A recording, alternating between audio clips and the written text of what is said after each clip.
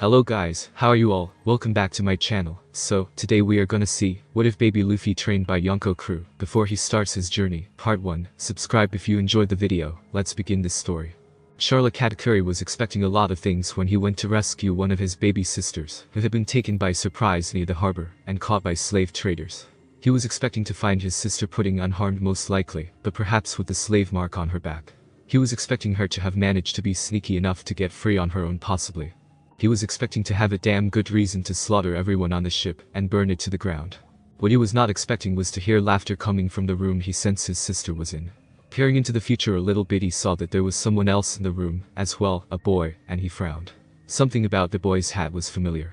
Opening the door, his siblings behind him tense, as they expected something horrible to have befallen their little sister. Katakuri was met with 5 eyes looking at him. 3 familiar dark brown ones, although his sister quickly closed her third eye, as if to stop him from being able to see it, and 2 unfamiliar brown eyes. Boy, who are you? I'm not letting you hurt the cool girl. The boy scowled at them, as he stood up, although his wrists and legs were shackled with what looked to be sea stone shackles, and he tensed. Katakuri swore up and down that the boy looked like a kitten that he had once seen trying to act fierce. The boy didn't even come up to Katakuri's ankle, and looked about the same age as Pudding. What was he? 5. 6. Katakuri Nai-san. Pudding, however, was thrilled to see her older brother, while the boy blinked once, and then twice. Nai-san? So he's your big brother? The boy asked, tilting his head just enough to not lose his hat while looking at Pudding, who nodded her head happily. Like Ace Nai? The boy asked, and Katakuri had no clue what Ace Nai was, but guessed it was the boy's older brother. MHM. Pudding agreed, and the boy grinned at that. Pudding. Explain. Katakuri asked to peek into the future a bit, but there was something in the very last second of the memory that had him blinking a bit. Surely not. Ah, this is Luffy-kun. They threw me in here when I was still unconscious, and he protected me from them. They were really scared of him. Pudding said, and the boy, Luffy, was grinning, as he was pulling his arms and legs, as if to break his shackles. The wall they were attached to was starting to warp and bend outwards. She's nice. And really cool. They were saying mean things like what that stupid bandit was saying to Makino. Ben said it wasn't nice, and was really bad, and no one should talk to a lady like that, so I beat them up. Luffy said, grinning, as if that explained everything, the boy giggling, as if it were something funny. They weren't even strong. The tigers and bears back home were harder to beat, even without my gum fruit. The boy said, pulling a face at how weak he deemed the slave traders to be, as he yanked at his cuffs again. One foot managed to pull the chain from the wall. Smoothie. See if you can find the keys to the cuffs. Katakuri called to his younger sister, who nodded, and went to look for the keys.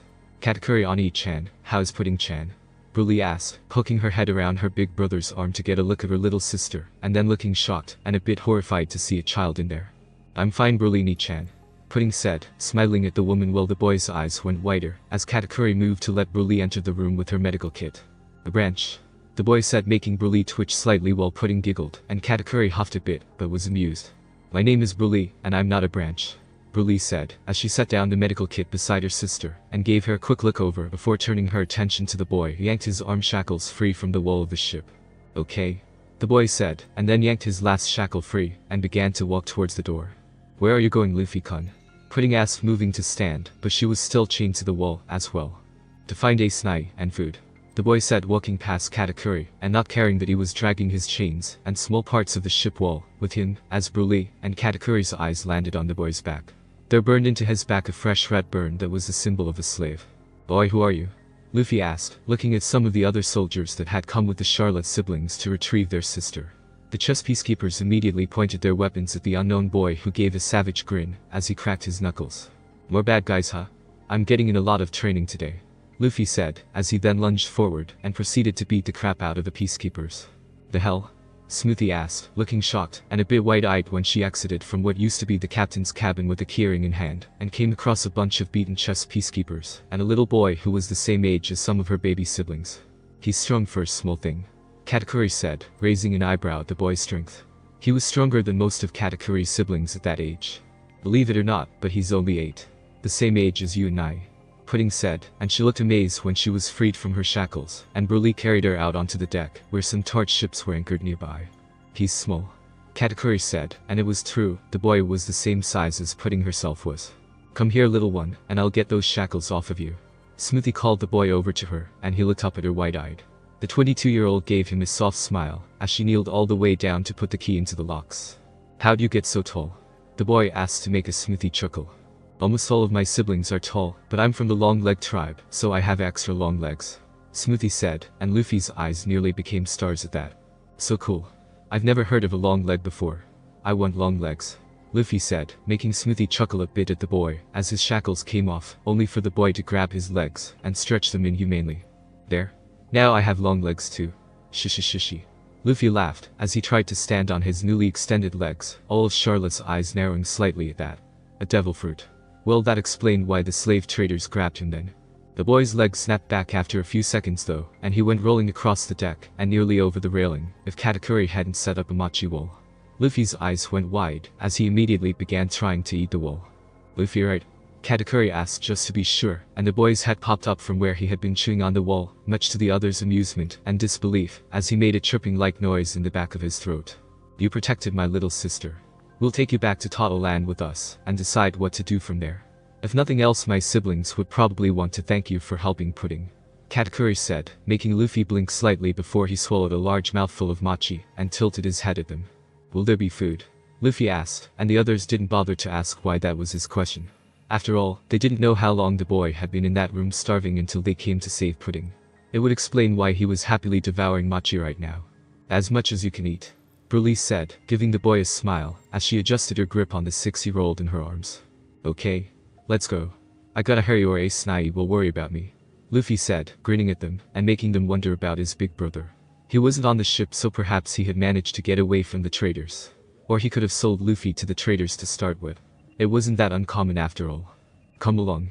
Katakuri beckoned the boy to follow them, and Luffy happily bounced over, having tried to stretch his arms to grab hold of Katakuri, but his aim was a little off, so he ended up literally bouncing off of the man. Rubber must be hard to control just like mochi. I'll teach you some tricks later. Katakuri said with a wince of sympathy, remembering how hard his ability was to control after he got it. Luffy's eyes were wide and starry, but his grin was wider, and Katakuri felt as if he were looking at the sun itself. So cool. I'll show Ace Nai how useful rubber can be. Luffy cheered, making Katakuri smirk a little behind his scarf, as he patted the boy on the head, recalling how he and his siblings all felt the need to prove how useful their devil fruits could be to the rest of the family. Let's get you fed, little one. Smoothie said, smiling softly when they all heard the boy's stomach rumble. Food. What would usually be half a day's journey was a quick trip through the mirror world, something which had Luffy's eyes wide, as he bounced around with glee, and pressed his face against several mirrors, and Broly currently had a very excited and amazed little boy holding onto her arm, and dangling from it. What was usually a quick trip through the mirror world was taking far longer than it should, because they kept having to corral the excited and adventurous boy. And your scar is really cool. I got a scar too, but mine's not as cool. How'd you get it? Luffy asked Katakuri, and Broly both stopped dead in their tracks for a moment, as memories surged against their wishes. I got it when I was little, no older than you. Some older boys were saying mean things about my brother, so I yelled at them. They cut me because they couldn't hurt him. Broly said softly, as she glanced up at Katakuri, and Luffy stared up at her with bright innocent eyes. Well, that's stupid. A bunch of cowards like that. I hate guys like that. Luffy said, frowning slightly, but nodding, and making Smoothie nod her agreement. Some people are too strong, so their enemies go after the weaker family. Broly said, shaking her head slightly, as she thought about it, agreeing with the boy about the cowards. Like when Blijam beat me with the knives on his gloves cause he couldn't get Ace Nai or Subo Nai. Luffy nodded his agreement, and the older pirates all felt their breath hitch in their throats. The boy had been tortured before. Because of his brothers. Is that how you got your scar? Broly asked in sympathy, and Luffy looked confused, making Broly touch the scar under his eye gently. Oh? Not that one. I got one on my side from him, but nah. I did this one. Luffy said, grinning up at her, as if there was nothing wrong with what he just said. You did it? Smoothie asked, raising an eyebrow at the boy who nodded with a grin. Yeah. I wanted to prove that I was brave and strong, so I stabbed myself. I wanted to prove I was brave enough to be a pirate.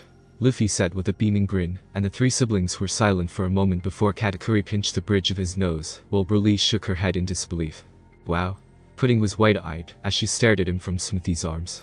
But your scar is even cooler. You got a cause. You yelled at them for making fun of your brother. You stood up for your brother against bigger and older guys. You're really brave. Luffy said, giving Broly a bright smile that nearly blinded her, while she stared at him in wide-eyed shock. Most children, even her own siblings until they were used to her, were scared of her because of her looks. Half of the blame was laid on her scar, giving her an even more terrifying appearance than normal. She hated this scar because of the pain she knew it caused Katakuri, but the boy had a point. She had gotten it because she had stood up for her brother against older and bigger kids. They had cut her up, and for so long she hated the scar because she knew it hurt her beloved older brother to see it. But it was also a badge, right? A badge that she had known she'd be hurt, but still stood her ground, and stood up for her favorite brother. A badge of bravery. Wee. You're right. I guess it is kind of cool then, huh? Broly asked, laughing slightly, and there were tears stinging her eyes, as she smiled back at the boy who nodded his head. Yeah. Sabo Nai said scars are like tattoos, but with better stories. Because they have memories attached. Ace Nai said that not all memories are good, but all memories make you stronger than you were before. Luffy said brightly, and Broly smiled softly at the boy. Stronger than she was before. Yeah, she was a lot stronger than she had been, as a child. Memories. Memories of standing up for her big brother. Memories of her and Broly having both shouted at the mean kids, and Broly shoving her sister, and telling her to run, and get their brothers when the guys brought out knives. Yeah. Memories make us stronger. Broly agreed with a smile, and Katakuri and Smithy were staring at her surprise, but that quickly shifted to happiness. They knew how much her scar had bothered her, although for different reasons, and to see her suddenly relaxing so much about it. Chu everyone was surprised when Luffy kissed part of Broly's scar on her forehead. There. Whenever I feel bad because of my scars, Makino, Ace Nai, Sabo Nai, and sometimes dating when she thinks we're asleep will kiss it better. Did it work? Luffy asked, staring at Broly with wide sparkling eyes that were a bit hopeful, hoping he had helped her. Wee. Broly laughed, and was beaming brightly, smiling brighter than her siblings had seen in a long time, as she tightened her grip on the boy. Yes. It made it lots better. Thank you, little one. Broly said, making the boy grin up at her, and laugh happily. Shishi. Good. Luffy said, and he didn't even try to get down or anything anymore, as he let Broly carry him, as they started moving towards some more mirrors, Smithy, and Katakuri, noting that Broly was moving, as if a weight had been lifted off of her shoulders. I think my sisters and brothers are going to like you. I have lots of siblings, and they like kids. Broly said, talking with Luffy happily, as she led the way through the mirror world towards a mirror in her mother's castle, near the entrance where she knew Perospero Oni-san would be waiting. Cool. I only have Ace Nai now, Luffy said, and his smile dimmed a bit, while Broly's smile dropped. What happened to the Sabo Nai you mentioned? Broly asked gently, and Katakuri winced, hearing the boy's answer before he said it. His mean parents burned down our home, and when he had to set sail early to get away from them, he was shot down by some stupid dragon guy. Sabo Nai didn't make it, so now all I have is Ace Nai and Jiji, but I don't like Jiji. He keeps trying to train me to be a marine, and I don't like marines, and his fists hurt. Luffy said, whining at the end, as his hands covered the top of his head, recalling his grandpa's fist of love that managed to hurt him despite him being rubber. Broly's eyes flashed darkly, and Smithy scowled slightly at those words. So an abusive grandfather who knew and used hockey on an 8-year-old to try and force him into being a marine. Well, the two Charlotte sisters would have quite a few things to say about that. For now, Broly adjusted her hold on the boy a bit as she tightened her grip, as if the boy would be taken as soon as she let him go. Don't worry, little one. We're all really strong. Your mean Jiji won't be able to make you be a marine or hit you anymore. What was usually a 5-minute walk to the kitchen for snacks became a 30-minute walk as the Charlotte siblings chased after and tried to answer the questions of a very curious child. Perospero and a man looked slightly blown away by whirlwind Luffy as he asked them dozens of questions and then slipped from whoever was holding him at the time to wander off and explore a bit before they caught him again. Who's this brat? Tefuku asked, staring down at Luffy when his siblings finally got the boy into the kitchen for some food, something which took far longer than it should have. Although the boy's wide starry eyes, as he looked at the food that was laid out on a table for any of the Charlottes to come and grab whenever they liked, alarm bells went off in the siblings' heads. He looked like he had never seen half of the food here before.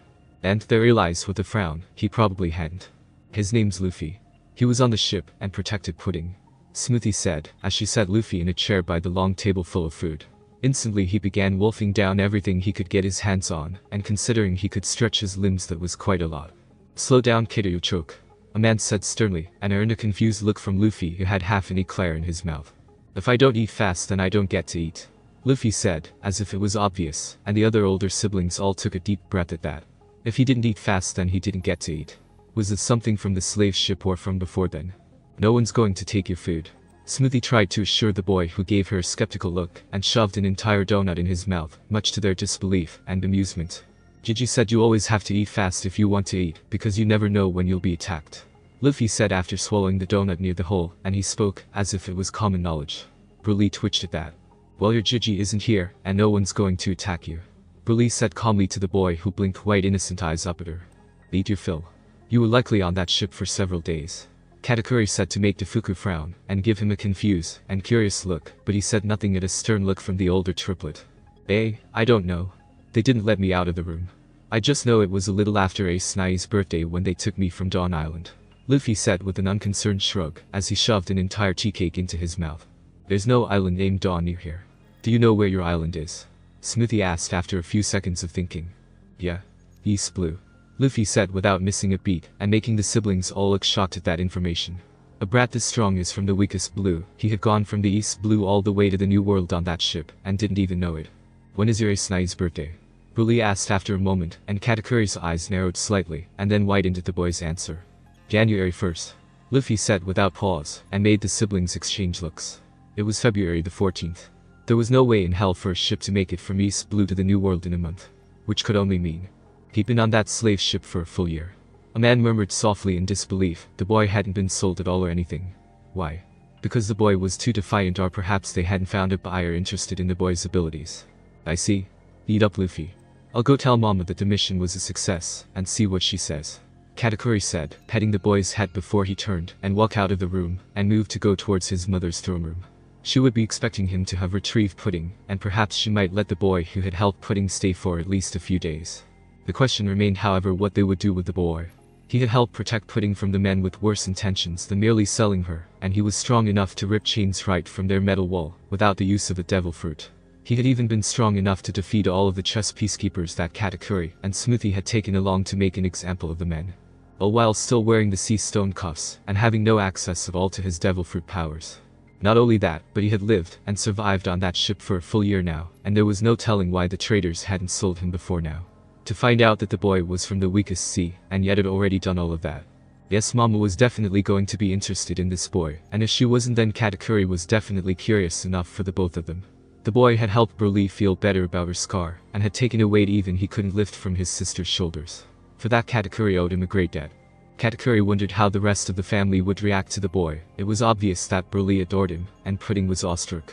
Smoothie was curious, and a bit amused by the boy, and Pear Sparrow was definitely interested. A man was hard even for him to read, but she seemed a touch curious about the boy, as well. What about the others though? Compet, his elder sister, or the other three of the Snake Neck quadruplets, who would be curious about the boy who piqued their aloof sister's curiosity. Defuku probably wouldn't like him simply because he wasn't family or loyal yet, but Oven was sure to at least thank the boy for taking care of their baby sister. Galette and Pierre would probably be happy to meet him. They were closer to Pudding than most of the others. And where Galette went, Montidor would follow. He'd probably be harder for the child to win over, but definitely not nearly as hard as Mama would be. Mama, we've returned. Katakuri announced himself as he entered her throne room. Now all he had to do was hope his mother would let the boy stay for at least a few days before they decided what to do with him. Mama. Good. I trust they were appropriately taken care of. Big Mom asked, grinning darkly at her second eldest son, who nodded. Then she busied herself with another candy that she had been craving for. They weren't big-time traders, just weaklings who got lucky. They couldn't even sell another child on the ship for a full year. Katakuri said, making his mother glance up from her candy. Only one other. Big Mom asked, making Katakuri nod. The boy from the East Blue who has a devil fruit. He's about the same age as you, and it seems he's protected Pudding from the slavers since she was grabbed, and until we got there. He is interesting. Katakuri said, admitting that much, and knowing better than to lie to his mother. How so? He's a run from the weakest sea. Big Mom said, apparently dismissing the boy out of hand now from that information. He's been beating up the traders ever since they grabbed him. It seems some of them had injuries from before we got there, and at least one had several broken bones. He has a curious devil fruit, not sure which one it is yet, but it allows him to stretch. He's unafraid of us completely. He thought Broly was a branch, and thinks things like long legs and snake necks are cool, along with Pear Sparrow Nai-san's tongue. He also seems to have been mainly raised by bandits, but has a grandfather in the Marines who's constantly abused him while trying to make him into a Marine. He's offhandedly mentioned more than one instance of being thrown into somewhere very dangerous with no food or training, and being forced to find himself a way out along with a way of eating. He didn't know what things like lemons or lollipops were. Katakuri said, perking up Big Mom's interest. A grandfather in the Marines. And starving. She took starving very seriously. Where is this boy and Pudding now? Big Mom asked, as she finished off her candy and stared down at her son. The kitchen's with Broly, Smoothie, Amand, and Pear Sparrow Oni-san. Broly finds the boy interesting, and the three sisters aren't letting Pudding out of their sight for a while yet. Pear Sparrow Oni-san also wanted to check on Pudding, and found the boy amusing. Katakuri said, making Big Mom nod. Good. I want to meet him. Bring him, and putting both here. Big Mom ordered Katakuri to nod his head and turn towards a mirror. Broly, can you hear me? Katakuri asked into the mirror, making his sister's face appear immediately. Katakuri Nai-san, is everything alright? Broly asked, making Katakuri nod before Luffy's face, a donut half in his mouth, appeared next to Broly. Is he stuck in the mirror? I thought you could go into the mirrors. Can he do it too? Luffy asked, staring with wide eyes, as he finished off the donut and nearly swallowed it whole despite it being almost as big as he was. He's not stuck or in the mirror. My brothers and sisters can use the mirrors to talk to me. Broly patiently explained to the boy who stared up at her amazed. That's so cool. I want to use the mirror and talk to Ace Nai. Luffy said, making Broly blush a bit at her devil fruit being considered cool to a kid, but gave him a sad sympathetic smile. My mirrors have a certain range, I'm afraid your Ace Nai is outside of that range. Broly said, making Luffy blink before nodding his head, as if he understood. Mama wants to see Pudding and meet Luffy. Can you bring them through? Katakuri asked, making Broly nod, although he noticed the spark of fear in her eyes. The fear that Big Mom would take away the boy she had grown attached to. Smoothie, can you keep hold of Luffy-kun so he doesn't run around again? Pudding-chan, we're going to see Mama. Broly spoke to the others, and Smoothie was more than happy to hold Luffy in her arms, while he grabbed another tea cake for the trip. We'll be coming through in just a second, Katakuri Nai-san. Broly said, making Katakuri nod and step away from the mirror. True to her word, Broly was coming through the mirror in less than a minute, Smoothie right behind her holding Luffy, while Pear Sparrow was behind Smoothie holding Pudding, and a man brought up the rear. Whoa, this place is so big. I bet you could fit all of Dawn Island in here. Luffy said wide-eyed, as he wiggled around in Smoothie's arms to get down and explore. Mama. Pudding was happy to see her mother who didn't look at all matter upset, and instead was watching them curiously. Eh? Mama. What's Mama? Luffy asked, and the Charlotte siblings very carefully kept their faces blank. So the boy didn't have a mother. What about his father? They could only guess that he was out of the picture too, with the way Luffy only spoke of his brothers and grandpa. Luffy-kun. That lady right there is our mother, and the queen of Totoland, Big Mom, but everyone calls her Mama. Smoothie said, making Luffy pull a face. Queen? Like those nobles from Dawn Island. The ones who burned down the Great Terminal and took away Sabonai. Luffy asked, and he didn't look happy at that, making the siblings carefully hide their feelings on the matter. A man blew out a slightly longer cloud of smoke from her cigarette, and Broly's hands clenched and unclenched, but otherwise they didn't react. The more they heard from the boy, the less they wanted to return him to where he came from. Not at all. Mama is a pirate. Smoothie said, and they sort of expected Luffy to be even more scared or angry now. Instead his eyes widened impossible, and he grinned. A pirate? That's so cool. I want to be a pirate too. Luffy said, making everyone stare at him. Isn't your grandfather a marine though? Big Mom asked, wondering if there was a misunderstanding. Yeah, Jiji's a marine, but he's mean, and I don't want to be a marine. I want to be a pirate. Ace Nai, Sabo Nai, and I all made a promise to become pirates, and we set sail when we were 17. That gives Ace Nai a 2-year head start, but I'm not going to let him beat me. I'm going to get big and strong. Even stronger than Ace Nai and Jiji. Luffy said brightly, and the siblings smiled slightly, remembering when they had been young and foolish, and thought of sailing their own cruise, instead of being with their mother. Who is this Jiji of yours? Big Mom asked, wondering if it was just some bureaucratic marine or some vice admiral. He's Jiji dating Coulson Garp though. Luffy said, shrugging his shoulders uncaringly. Everything seemed to stop for the Charlotte siblings, as the older ones all stared at the little boy in disbelief. This kid, this unassuming gangly-looking little ball of sunshine and power, was the grandson of Garp the Fist. Your grandpa is Marine Vice Admiral Garp. First of Justice Garp. Big Mom was gaping at the little boy who looked confused. Fist of Justice? You mean his fists of love? That always hurts. I don't get how because I'm rubber. Fists shouldn't hurt. Luffy said near whining, and covering his head with his hands protectively, as if feeling the lumps his gramps had left on him. So he was using hockey on a child, his own grandson no less. Amanda asked, taking a longer than normal drag from her cigarette. What's hockey? Can I eat it? Luffy asked curiously, as his head turned towards her, making her breath out the smoke, and pat him on the head. No? It's a special power. Amanda said, making Luffy blink at her curiously. So it's a mystery? Luffy asked, making Amanda sigh. She hadn't even known the boy for an hour, and she already knew that it would be the easiest way to explain things to the kid. Yeah, it's a mystery power. It's how your gramps hits hurt. Amanda said, making Luffy nod his head, as if he understood. It was also something that none of the Charlotte siblings approved of him using against a child. If he hit the boy with hockey, especially on the head, and he hit him too hard, well, brain damage would explain a few things about the boy. Pear Sparrow. Make sure to spread the news that Garp is a child abuser through our usual sources. A Marine using hockey on a child. Big Mom was even a bit shocked at this, and Katakuri looked up just in time to see a strange look pass over his mother's face. It seemed as if she had just realized something, and he saw a brief flash of guilt and horror in her eyes as she looked down at her kids. It will be done, Mama. I can add neglect and starvation to that too, leaving a kid with mountain bandits throwing him into a ravine. Pear Sparrow trailed off, his eyes darkening, as he thought of a Marine doing those kinds of things to his own baby brothers and sisters. Luffy, is there anything else your grandfather would do to you? Broly asked, hoping that the boy didn't have multiple cases of this kind of thing happening. He has me fight the fighting monkeys, but doesn't show me how to fight first. He tied me to some balloons and sent me into the air, and it really hurt when I crashed back into the water, Makino said. I had broken a lot of bones. I couldn't eat a lot or move too much for weeks. Then he threw me into the forest where the Tiger King was, and made me fight my way back out, and find food on my own, and anytime I say I want to be a pirate he hits me. He got real mad when Sabo Nai, Ace Nai, and I stole Dayton's sake, and drank some to be real brothers. Luffy nodded his head, and each sentence Pear Sparrow gripped his cane tightly, and thought about all the different ways he was going to ruin Garp. A man had a hand on her sword, and her knuckles were white as ivory, gripping the handle so hard her hands were bleeding, as she took a deep drag of her cigarette. Katakuri was grimacing behind his scarf, and had his eyes closed. Garp better not come near them.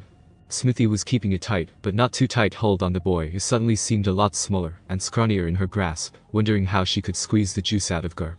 Broly's fury wasn't shown on her face, not wanting to alarm the boy, but every mirror in the room was shaking.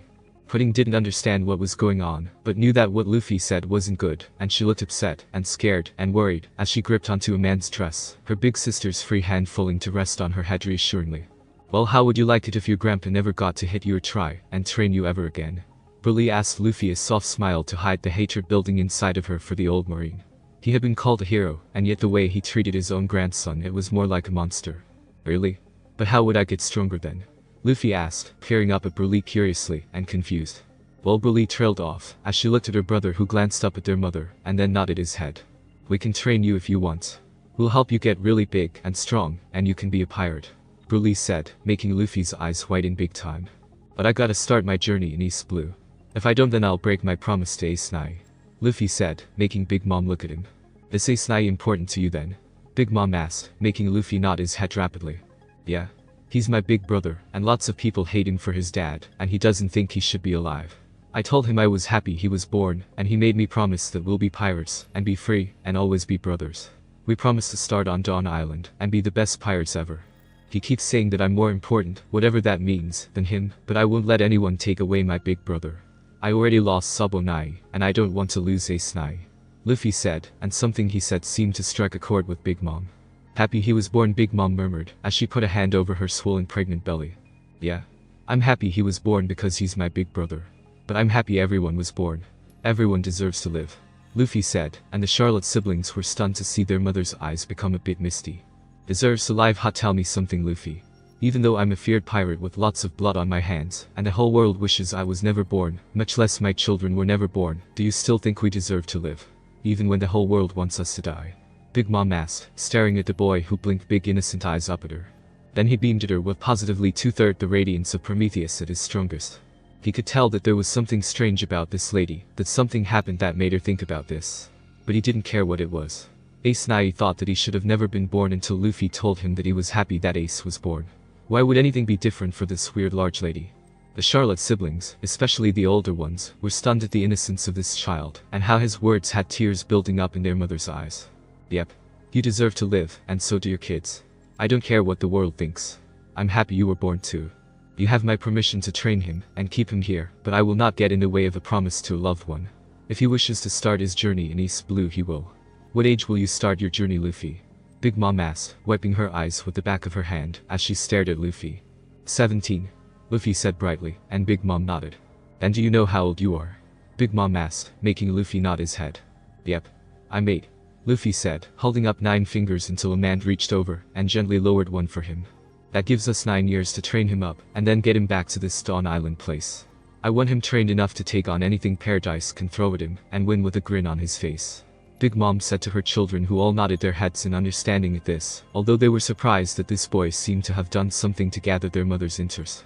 For now, find him a room and some better clothes, and get him a bath. I can smell him from up here, Big Mom said, making her daughters nod their heads again, exchanging smiles at having a mama-approved dress-up dummy. But if I go into water I drown. Luffy said, frowning at them confused, and making Broly huff and muse. Trust me Luffy-kun. We wouldn't let you drown. Besides that's only seawater. Baths don't do anything, but make you sleepy when you've eaten a devil fruit. Broly said, making Luffy's eyes widen at it a bit. Really? Luffy asked, making the devil fruit users in the room, particularly the two Charlotte daughters, and Pear Sparrow, nod their heads. Besides, you still little enough to bathe with a sibling. I haven't eaten a devil fruit so I can be in the bath with you if it makes you feel better. Amanda said since she realized most of her brothers were devil fruit users, and the ones that weren't were too young to help with bathing a rambunctious little boy. Okay. It'll be like when Ace Nai and I have to take a bath together. Luffy agreed with it easily, and made Smithy hand the boy over to her elder sister, who wiped the blood off of her hand onto the boy's raggedy shirt. You get him all nice and clean. I'll go grab some clothes from the store or see if we still have some small enough for him to fit into. Smoothie said, making Amanda nod her head in agreement and adjust her grip on the child. Can I have a bath too, Amanda-chan? Putting ass tugging on her sister's dress, and making the woman huff slightly, but nod, bending over a bit to scoop her little sister into her free arm. I'll start making a few extra shirts, and all for him, just in case we don't have any hand-me-downs in his size. Broly said, as Amanda left the room, and Broly moved towards a mirror to go to her room in the chateau, which had most of her sewing supplies. Smoothie was right behind the eighth daughter, as she asked her sister to drop her out of a mirror in the storage room. I'll go ahead and call Morgans with the news about Garp.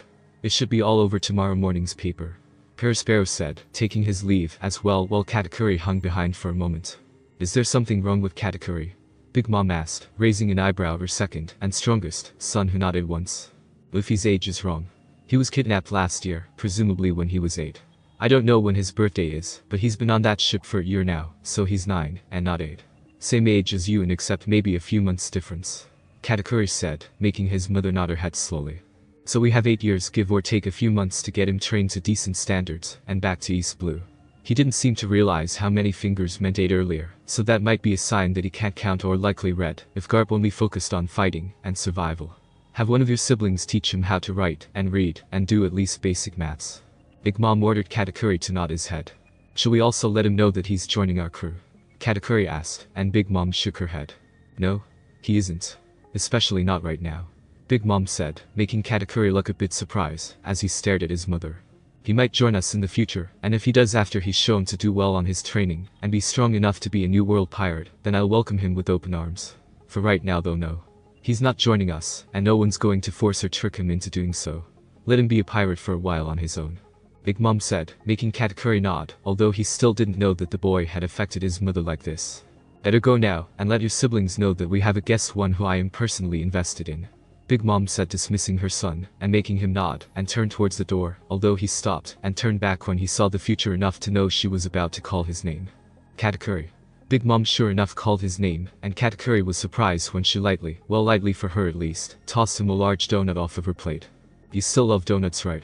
Big Mom asked, making Katakuri stare at her surprise for a moment before he silently nodded his head. He had never heard of his mother sharing food from her plate with any of his siblings before. Enjoy it. You've more than earned it. Big Mom said, and she gave him a smile he hadn't seen since he was a little boy himself, a soft maternal one. Katakuri pulled down his scarf to show his teeth and face, and gave her a small smile of his own. Thank you, Mama. Katakuri turned and began to walk away, biting into the donut. It was really good. You're welcome, son. Big Mom said softly, as he finished off the donut before pulling his scarf back up and opening the door. Big Mom stared down at her swollen belly as he left. Garp had used hockey on his grandson, a child with a bright innocent smile and a big kind heart. A child who was happy she was born. What has she been doing? What has she become over the years? Luffy was all clean and dry, and now wearing a red shirt with a little white fluffy lamb stitched onto it made by Broly, and a pair of pants that Smoothie had found in the old clothes for her siblings. Pudding was also nice, and clean, and dry, and wearing one of her favorite dresses. The man however looked less than pleased, and she was still drying off her hair, as she gave the two children annoyed, but amused looks.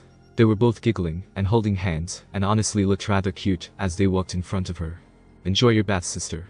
Broly asked, grinning slightly, as she popped out of a nearby mirror, startling Pudding, but making Luffy laugh. Very. How about you go in there, and get one? Amanda asked, giving her sister an annoyed look, but there was no heat to her words.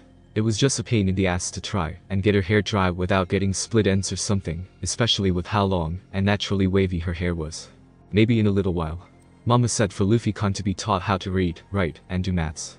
Bruli relayed, making a man nod her head. She had noticed that the boy seemed to know how to read and do some small maths, but not a lot. Honestly, if Mama didn't insist on him learning, a man would have. So we're off to see Montidor then. Luffy-kun, putting Chan, we're going to go visit Montidor. A man said to the children who had already begun wandering off, Luffy bravely and recklessly leading the charge, while Pudding giggled as she followed him. Okay. Pudding said, and Luffy echoed her, as the two raced back to Amand and Bruli, still hand in hand. It's a bit late in the day for a lot of learning, especially given everything else that has happened today. We'll probably just do a basic lesson to see how good his reading, writing, and maths are, and give him tonight to design a lesson plan. Amand said, thinking about it, as she led the way towards her younger brother's library, Bruli taking the two children's hands to keep them from running off. Sounds like a plan. Of course we need to find somewhere for Luffy-kun to sleep tonight. Bruli said, nodding, and making Amand hum slightly. We'll see if Peresperouani-san can take him for the night if there's no open rooms. If not, he can bunk with one of us. He's still young enough that it wouldn't be an issue. Amand said after a moment, and earned a nod from Bruli. They were used to sharing rooms with their siblings, and more than a few times had let their younger siblings crawl into their beds during a nightmare. I wonder how the rest of our siblings will react to him. Bruli said after a moment of quiet walking between the sisters, while the two kids chatted happily among themselves. Probably be grateful at first that he protected Pudding. Stun, he's from the east after that. Well, it depends on how much we tell them about what we learned, or how he reacts to them. Amand said, blowing out a trail of smoke, as she considered the different ways her siblings would react to the boy. Defuku would probably not like the kids just because he wasn't family. Then again, Defuku didn't seem to like most of the younger members of the family either. Oven would probably be a bit grateful that he kept their sister safe, but unless the kid proved himself strong or some other useful quality, then Oven wouldn't care at all. Competni, Mundi, Hachi, and Efali, however, would probably love the kid on sight. Those four always adored their younger siblings, and made certain to keep all children out of the danger area whenever Mama was having her hunger pains. The others, well, Broy would probably like the kid because he wasn't scared of Bruli, and because Bruli liked him. Smoothie already liked the kid, Citron, and Cinnamon would like him just because she did Cracker, and his twin sisters probably wouldn't give the boy much thought or anything. Montidor would love having someone new to teach, and show his collection of books, and unusual things too. Galette and Poor both would love him just because he was cute. I think he'll be alright. Amand said after another minute of considering her siblings, and how they were likely to react to Luffy. Ah, we're at the library. Bruli said, looking up at the large door. The library? What's that? A place for meat? Luffy asked, eyes widening, and he bounced towards the door. No, silly. It's for books. It's Montiani-san's favorite place. Pudding said, giggling, and making Luffy look confused. What's a book? Food? Luffy asked, and Amand snorted slightly. Was it a side effect of his era of near starvation, along with any other starvation prior to his capture, or was he just always that hungry? No, silly. It's a story. You can read about faraway places, and people, and things. Pudding said, laughing at Luffy, and making him blink for a minute, and frown, as if thinking before he perked up. Amand and Bruli were fully prepared for the boy to say it was a mystery. Oh? Those things Sabonai always read. He said his dream was exploring the whole world, and writing a book on everything he sees. Luffy said, as if it set off a light bulb in his head, but his smile dimmed, and he looked a bit down. They acutely remembered that Sabo was the name of the brother who had died. It sounds like a wonderful dream. Amand said, knowing how Montidor once wished to do the same thing. When you start as a pirate, you can write down everything, and fulfill his dream for him. If he can't be here to do it, I think he'd be happy if his younger brother did it for him. Bruli said softly, as she put a hand on Luffy's head, and gently ruffled his hat around to mess up his hair. Yeah. But I don't know how to write. Luffy said, frowning slightly, as his excitement dimmed again. Don't worry. Our brother Montidor would be happy to teach you. He's right inside waiting on us. Bruli made Luffy beam at that, and turned back to the doors determined. It normally took 3 or 4 chess peacekeepers to open the large heavy doors. The sisters were impressed with Luffy, however. After all, instead of them opening the door, 4 peacekeepers doing it. It only took 1 Luffy, and a determined push to open it wide. The news was spread to Morgan's mama. He says that the material we gave him was enough to last 3 days, even if they don't exaggerate or drag it out for a while. Peresperouani reported that to his mother, who nodded her head to show that she heard. He wouldn't show it, but he was a bit scared. After all, there were no homies other than Napoleon, Zeus, and Prometheus in the room. Whenever there were no homies, well, that was never a good sign. Peresperouani, my good mother. Big Mom asked her son quietly, and he blinked once, and then a second time. Eh? What brought this on, Mama? Peresperouani asked, thrown for a loop at the sudden question. Was it a trick of some kind? If he answered wrong, how much lifespan would she take from him? What even would be the right answer? That boy. He spoke of his grandfather using hockey on him. He's just a child the same age as Yun. And yet his grandfather used him, and mercilessly tried to train him to the point where he must have come close to death several times. Was I that bad? Am I just like him, using my own children to get my way or force you all to be close to death? Big Mom asked, and Perospero was thrown for another loop. His mother was seriously thinking about this, wasn't she? Worried that she was just like the little boy's grandfather, a man whom Perospero would cheerfully slaughter even without his mother's encouragement. I think that you're similar to him, but not like him.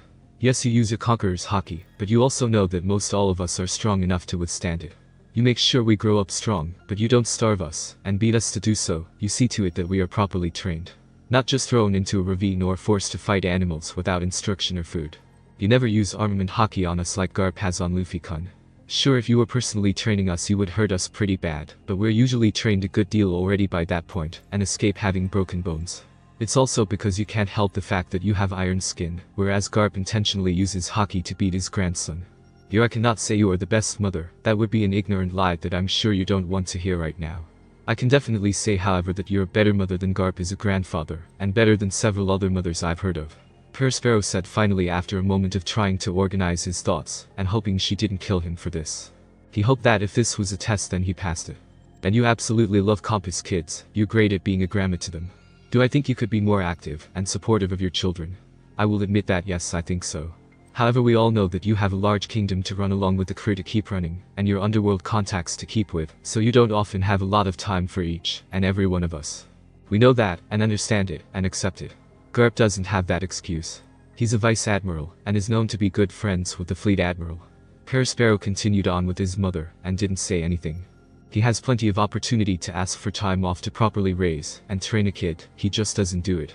I'm at least 80% sure that if he asked then the fleet admiral would approve of Garp raising his grandkids on Navy HQ, so that they could grow up around Marines, being trained and raised by Marines, and likely become Marines. However, that's not what happened. Instead, Garp left his grandkids on an island alone a lot of the time with strangers, and only came back occasionally to try and train him. Then he just dumped the boy off with mountain bandits of all things, hoping that somehow that would make him grow into a Marine. Perospero pointed those facts out to his mother, who was looking at him intently now. Unlike Garp, you didn't ditch your kids on an island or with mountain bandits. You kept, and just about raised over 50 children, Mama. A good many of us are old enough to have families of our own now too, and help with our younger siblings, but you still raised us first. Unlike Garp, you haven't intentionally beaten any of us, nor have you used your haki in a pain-inducing way. Perospero said, and he left the yet at the end of the sentence unspoken. After all, he wouldn't be surprised if his mother had started beating them one day. So yes, you're better than Garp. The only reason you'd be worse than him is because, like I said, you don't spend a lot of time with any of us, but, as I also stated, we understand why. Perospero finished, and held his breath now, waiting to either be dismissed by his mother or be struck down by her. He saw her get out of her throne with her hair shading her eyes from view, and he tensed up, preparing for the worst, and mentally apologizing to his younger siblings for being killed. He wasn't expecting his mother to drop to her knees in front of him, and then, surprisingly gently, pull him into a hug. Perospero blinked a few times in disbelief before his eyes widened when he felt his mother trembling a bit. "Mama?" Perospero asked, lost. He hadn't heard of or seen his mother upset like this before. He had never heard of her being moved to tears before either. "I'm sorry. What good is a paradise land where all the races can come together when I can't even keep my family together?" Big Mom murmured softly, and her voice was thick with emotion. Mother Caramel had been her mom, had taken in her and the other children, and loved each of them the same. She had wanted that dream to come true, but had still loved them all the orphans that had called her mother. She thought that by having her own kids, and making her dream of a land where all races could come together in peace, she'd be like Mother Caramel, but she had failed. She hadn't thought about loving her kids for years now. She hadn't shown them the love that Mother Caramel gave to her. She had failed to be a good mother to her kids like Mother Caramel had been to her. "I promise I'll be better now. I'll do my best to be a better mother. To be for all of you what Mother Caramel was for me. I promise," Big Mom said, and Perospero was trapped in her arms, completely befuddled and lost. What had caused this change in his mother? Then again he felt he knew the answer. That little boy with the straw hat and bright grin, and his large innocent smile and eyes. "I know, Mama. I know." Perospero could only wrap his thin arms around his mother in return, as much as he could at least, and let her hold him for a while longer, until she regained her composure. Only time would tell if she truly changed, but Perospero had a good feeling that Luffy had genuinely changed his mother, and not for the worst either. If that was true, if Mama kept to her promise, then well, Perospero would owe Luffy more than he could ever repay. Perospero Nai-san is doing something important with Mama for now, and it's my turn to watch the babies tonight. Do you mind taking him for the night, Aunt Nai-san? Broly asked after having left for a little while to find her eldest brother and ask him about watching Luffy for the night. She had instead come across him and their mother hugging, and their mother was near crying, something which stunned Broly motionless for a moment before she quietly left to give them privacy. Not at all. A man said, lighting up another cigarette and making Luffy and putting look up at her, as Montidor dismissed them after teaching Luffy a few easy-to-read sentences and even easier-to-write ones. He'd start on harder things tomorrow after coming up with a lesson plan that would help combat Luffy's apparent hard time thinking. Something the snake-neck woman wasn't sure was the fault of his rubber powers interfering with his brain or the fault of his grandfather repeatedly hitting his head. "Can I sleep in your bed too, Amanda-san?" Pudding asked, and Amanda immediately gave her little sister a pat on the head and a small smile. "Of course you can, Pudding-chan. I know things must have been scary for you today. Don't worry. Big sister will scare away all the nightmares," Amanda said, and she knew firsthand how scary it is to be grabbed by slave traders and nearly sold or broken in. Even if her triplet sisters hadn't insisted on all sleeping together in a bed big enough for all four of them, Amanda would have probably been sleeping over with one of them anyways. And she had been almost 14 when that had happened to her. She couldn't imagine how scared Pudding would be at the age of 6 if she was left alone. "You'll be staying with me and Pudding-chan tonight, Luffy-kun," Amanda said to the boy who looked completely fine and even happy with that. "Thanks. I hate being alone. It hurts worse than being stabbed or hit by Gigi," Luffy said, and Amanda tried not to think of how often the boy must have been alone or lonely for him to hate it so much. Broly grimaced and clenched her fists at her side, but said nothing. Giving her younger sister a look, Amanda nodded for Broly to go ahead and go. She knew the mirror woman was missing her twin sister and likely wanted to vent about all of today's events to Broly.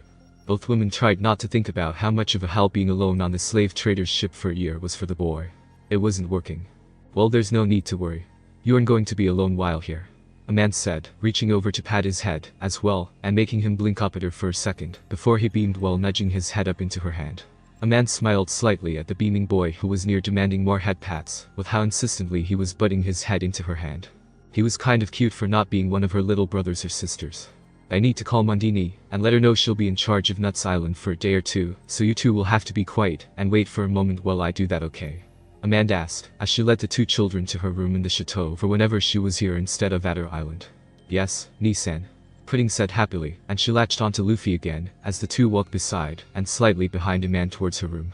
Opening the door to her private rooms, Amanda let the two children inside. "Whoa, it's really big. Bigger than the treehouse or Dayton's hut," Luffy said wide-eyed and looked around as if he had never seen a room this big before, and he probably hadn't if he was from the East Blue. Amanda smiled for a second as she watched the two children look around wide-eyed, taking in the room that was painted a soothing blue-green mix that reminded Amanda of the ocean and nearly matched her hair. She didn't have many decorations or anything, just a few books and a few pictures of her siblings and a few knickknacks that were birthday presents from her brothers and sisters. Her bed was large like all the other Charlotte siblings were, to accommodate her tall height and her long neck that made her look even taller. And it was very wide too, to allow for plenty of room if her younger siblings needed to sleep with her because of nightmares, or if the other three of the snake-neck quadruplets decided to have a sleepover again in their stronger sister's room.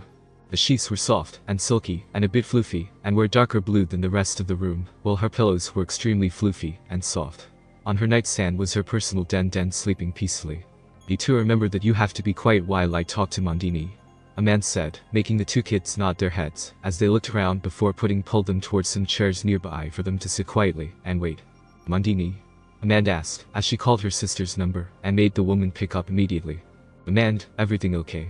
Mundi asked, making Amanda nod her head slightly out of habit. "Ah yes." Pudding was recovered with ease, and there was another child on the ship who is currently staying with us for a time. "I'm calling to let you know that I will probably be here for at least another day or two, no more than a week however," Amanda said, not beating around the bush and making her sister hum. "Don't worry about Nuts Island. Hachi, Afuli, and I will take care of it until you return. Make sure our little sister will be alright," Mundi said, knowing how badly being captured had affected Amanda, and she had been older than Pudding when it happened. Although Amanda was captured by actually strong slave traders and had nearly been sold before Perspero Nai-san and Katakuri Ani-san had saved her. Amanda glanced at her sister, who was whispering to Luffy quietly, and smiled at the look of happiness on her face as the girl giggled. "I have a feeling she'll be just fine. She's a strong one, and they didn't have her for more than a few hours," Amanda said, and she talked with her slightly older twin for a little longer before hanging up after wishing her sister good night. Turning back to the two children in her room, Amanda smiled softly when she saw that the two had dozed off sometime during the call. They were obviously worn out from the day's events, and Amanda couldn't help but notice how adorable they were as they curled up together sleeping and snoring softly. Amanda took off her hat and put her sword beside the bed as she prepared herself for bed before she approached the sleeping children. "SHH. Just me little ones. Let's get you two in bed." Amanda whispered softly as she picked the two up, making both children stir, but Luffy was the only one who opened an eye to look at her. It took him a few seconds, but he relaxed and dozed back off easily as Amanda carried the two to her bed and settled them both on it, making sure they were in the middle so that they wouldn't roll off in the night. "Good night, little ones," Amanda said quietly, kissing Pudding's head and then kissing Luffy's own habit before she climbed into bed to sleep beside her sword and immediately felt two little bodies snuggling into her side. Amanda smiled as she draped an arm over the two children who both made content little purrs or hums at this before she began to doze off herself. Not a single one of them had a nightmare. When Amanda woke, the first thing she noticed was her warm little sister curled up on her side. The second thing was that there was a small warm weight atop her chest. Her hand lashed out and grabbed her sword by the hilt, but she paused when she looked to see who it was on her, her other hand freezing from where it was about to push the intruder away. There was a small, much smaller than her own at least, tattered straw hat on an even smaller head, and there were messy black curls peeking out from under the hat. Amanda relaxed as she recalled yesterday, and realized that Luffy must have moved on top of her and cuddled her like that sometime during the night, although she was surprised that he had managed to do so without waking her. She was a very light sleeper after years of being a pirate and helping with her baby siblings. Ace, Luffy murmured in his sleep, moving slightly, and Amanda released her sword as she settled her hand on his back. "SHH. It's alright, little one. I'm here," Amanda uttered softly as she rubbed his back slightly, and she felt how he relaxed a little more and gave a happy sigh at that. His next words cut off with a happy sigh and a small purr-like noise, but Amanda froze for a moment as she stared down at him wide-eyed. "Ma," as in short for Mama. Was he sleepily calling her Ma? She had never had anyone call her Ma before. She was the oldest unmarried big mom daughter, and with the way things were going, she wasn't likely ever going to be married. Which meant that she wouldn't have children of her own either. She hadn't really thought about it often or much, but sometimes she did wish for a little one of her own to love and care for. A little one who she could raise and love and train to be strong, while also being there to sing them to sleep or read them a story or patch them up if they were clumsy and fell down. Sure, she got to do some of those things with her brothers and sisters, but a little one of her own would be different. "You can call me Ma if you want a little one," Amanda murmured quietly as she moved the hat a bit and then leaned her neck down so that she could kiss the boy's curly hair. It was fluffy and soft.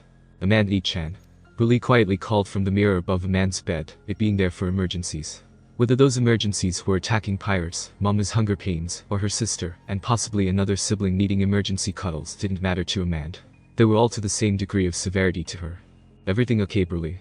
Amanda asked, feeling her cheeks heat up a bit at her sister, possibly having caught her moment of softness with Luffy, glancing up at her little sister. Yeah, the paper came out with the story of Garp. And Mama having breakfast made for everyone. "She's being a bit weird." Burley said she'd better warn her sister about that just in case Amanda thought that their mother was somehow replaced by an impostor. "Weird how?" Amanda asked, wondering if the two children would be in danger. The arm she had put back over Pudding tensed, and the hand on Luffy's back gripped his shirt tightly. She was ready to protect the children if need be. Something Luffy-kun said yesterday really upset her somehow. She's promising to be nicer and a better mother to all of us now, and so far she seems to be keeping that promise. I don't know how to put it, Nissan, but she's acting like she did when I was little before I got my scar. Burley said, making Amanda's eyes widen. Mama was going back to that time then. Going back to when Amanda remembered her mother being happy and proud of her children, and her smiles weren't so full of malice. Where was her mother really going to go back to acting like how Amanda remembered her being when she was a little girl herself? "Thanks for the heads up. I'll get these two up and ready for the day, and see you at breakfast," Amanda said, and she slowly began to sit up, although she kept Luffy held close with one hand. Both Pudding and Luffy grumbled sleepily and moved around a bit at her moving. "I'll be right back with some more clothes for Luffy-kun.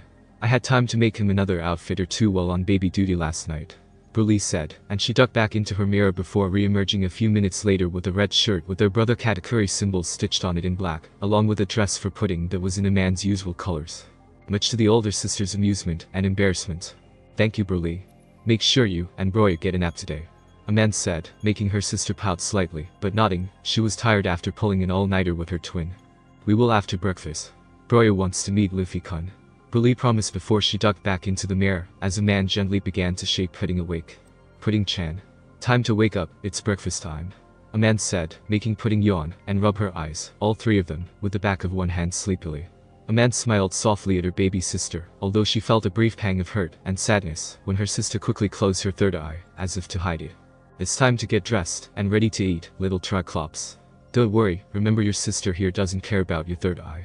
A man was quick but gentle to reassure her sister, who relaxed slightly when she realized that it was just a man in the room, along with the sleeping Luffy. Amanda was the one who usually reacted the worst when she came across people bullying her little siblings, well her, and Hachini, who broke kneecaps whenever someone messed with her brothers and sisters. And Defelini, who wasn't afraid to drop kick anyone or shoot them in the worst cases. Now go get dressed in the bathroom while I try to wake up Luffy-kun, Amanda said, handing her little sister the dress Broly had left for her, and Pudding beamed. I got to dress like Amanda and Chan today. Pudding was far too happy to be dressing up like her big sister, as she took the dress and ran to her sister's in-suite bathroom. Luffy-kun, it's time to wake up. Time to eat, Amanda said, and immediately the boy was awake. Food. Before Amanda could even attempt to stop him, Luffy was jumping out of the window. Amanda damn near had a heart attack, as she rushed to the window only to look relieved when she saw the boy take a deep breath and inflate like a balloon. That's right. He's rubber. Amanda reminded herself with a heavy sigh, as she placed a hand over her heart. That boy was going to be the death of her if he kept doing things like that. Wait shit. Amanda quickly raced to the mirror and shouted for her sister. Amanda, what? Luffy-kun ran off. It looks like he's heading to the woods. Get some help and grab him before he gets into a fight or falls into a lake or something. Amanda cut her sister off with the orders, making Broly gape for half a second before she cursed as well and raced away from the mirror. Where'd Luffy go? Pudding blinked at her big sister when she left the bathroom wearing a small copy of Amanda's dress and sash, and Amanda knew why Broly was so close by, because Pudding had a hat like Amanda's own on her head. He ran off, Pudding-chan. Broly and a few others are going to go make sure he doesn't get hurt, Amanda said, sighing while Pudding pouted at her friend running off. He forgot to take me. Pudding pouted, making Amanda minutely grateful that the kid did forget to grab Pudding. Just cause he could survive that fall doesn't mean Pudding could. After all, Pudding didn't have a devil fruit ability, especially not one suited for surviving 20-story falls without a scratch or bruise. Don't worry, we'll see him at breakfast. Come on, Pudding-chan. Let's go get something to eat and see the rest of our siblings, Amanda said, sighing, as she changed clothes, slipping out of her sleepwear and into her normal clothes without shame or being bothered by the homies in her room. What were they going to do? Tell Mama that Amanda changed clothes? TCH. Not like it would matter. Food? Pudding said brightly and wide-eyed, and Amanda snorted slightly as she put her sword at her waist and her hat on her head. Thought it looked like her sister was either taking after Mama's appetite, which would be fair since a lot of their siblings did, or Luffy was rubbing off on the girl. Yeah. Food. Amanda agreed as she lit a cigarette and then offered her sister her hand. Hopefully Broly and a few others would catch Luffy before he could get hurt and bring him back before too long. Where's the fire, sister? Sparrow was alarmed when his sister popped out of a mirror in the main hall for a second and looked around frantically. Luffy-kun ran off towards the woods, and I'm getting some help to find him before he gets into trouble, since the only mirrors out there are the ones in my house, Broly said, and Sparrow tensed as he glanced up at his mother. Where'd he run? Big Mom asked, frowning, and Broly shrugged her shoulders. From what it looks like, Amanda-san woke him up, and he immediately yelled food, and then jumped out of her window before she could stop him. He was raised by mountain bandits, and considering the things he said yesterday, Broly trailed off, and Sparrow's grip on his staff tightened a bit. He probably took it to mean he had to hunt for food, Sparrow said, nodding and standing up. With your permission, Mama, I'll go find him. I want him found quickly and unharmed. Big Mom cut her son off seriously, and Sparrow nodded again. Yes, Mama, Sparrow said, and immediately followed his sister into a mirror as they raced around the chateau for a minute longer, gathering chess peacekeepers and a confused compet and Broy to go and look for the boy. Alright, we're looking for a little boy, the same age as Yun-kun. He's as small as Pudding-chan and has a straw hat on his head. He's to be found fast and without so much as a scratch on him. I find out one of Broly said to all of the chess peacekeepers sternly and made Sparrow wince at how protective his sisters were of the boy. At this rate they might as well just claim him as part of the family. Mama has also demanded he be found fast and without being harmed. I don't need to tell you what she'll do if she gets to you first, Sparrow said, earning surprised looks from his two sisters who hadn't met the boy yet. The soldiers all paled and shuddered at the thought of going against their mama's orders and ending up facing her wrath. Do you know anything about this boy, Company? Broya wondered if her eldest sister knew something she didn't know about why their mother was interested in the boy Broly became attached to. Nothing. You? Compet asked, making Broy hum slightly. Broly told me that the boy was on the slave ship for a year and had protected Pudding when she was captured. He's pretty strong for an East Blue child, but his grandfather apparently abused and neglected him, and has a devil fruit. He also wasn't scared of her, or thought her scar was ugly. Broya said, relaying what she had mainly picked up from her sister's ramblings about the boy during their shift for watching the little ones. That explains Bruli-chan's interest in the boy's well-being. Compass said after a few seconds of thought, and made Broya nod, as they all moved towards the seducing woods where a man said the boy had been heading. The Charlotte siblings easily outpaced the chess peacekeepers, but Bruli was surprisingly outpacing all of her siblings, as she rushed in to find King Baum to help look. Each of the siblings looked at each other for a second, and nodded, as they decided to split up in order to cover more ground, the chess peacekeepers splitting up into 4 groups to follow the siblings. Luffy was laughing and grinning, as he wiped the blood from his eye after he finally beat up the second boar he found. They were stronger than the ones he was used to fighting with his brothers, but he had managed to kill both of the boars. And he had found a pipe on his way here. Score. Boy. Where are you, Luffy-kun? Luffy heard an unfamiliar voice calling out for him, and he looked confused. That was a girl, right? But that didn't sound like Ama, Branch, or Smo or their mama. And it definitely wasn't Pud. Remembering what had happened last time someone had called his name, and he didn't know them, Luffy quickly scrambled into a tree to look at who it was. Were they nice? Did they come hunt too? He saw a pretty lady with purple hair a bit lighter than Branch's walking around, and there were some of those bad men from the ship behind her with weapons. Luffy-kun, please come out wherever you are. Bruli and Amanda are worried about you. The lady said loudly, and Luffy blinked. So this was one of Branch's and Ama's sisters. In that case he definitely had to help her.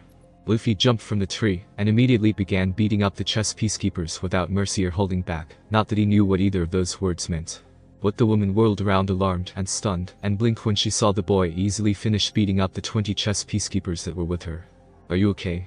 The little boy in the straw hat that had to be Luffy asked, staring up at Broya from his spot sitting on top of the pile of knocked out chess peacekeepers. Huh? Yes, I'm fine. Why did you beat up the chess pieces? Broya asked, and wondered how this boy was from the East Blue, when he was strong enough to beat up some New World soldiers, although to be fair, he did get the element of surprise on his side.